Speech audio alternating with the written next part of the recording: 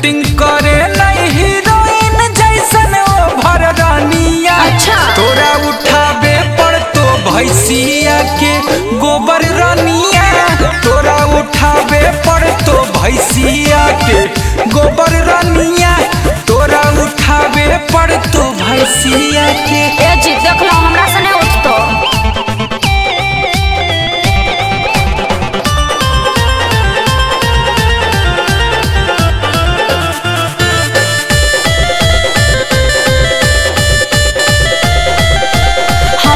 पढ़ने के अलावा मम्मी कुछ न कहती थी। काम करने वाली दो गो नौकरानी रहती थी। I never did all this।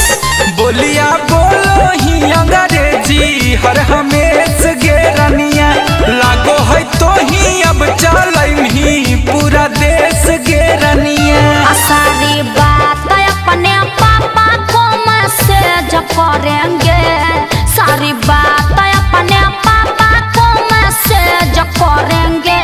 ये पिया गोबर नहीं उठाएंगे ले जा करेंगे। तोरा उठावे पर तो भैंसिया के गोबर रानिया।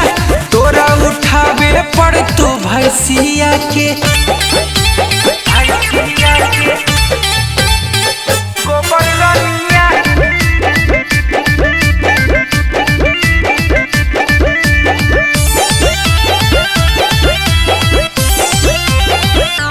गैया भैंसिया वाला धंधा पिया बंद कीजिए।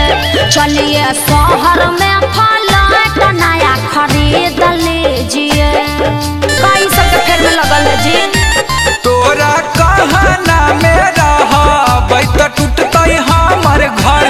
तोरा रहना हौता रहे नहीं तो चल जो नाई हर। हम तो पढ़ल लिखल तोरो से ही तो बर रानिया।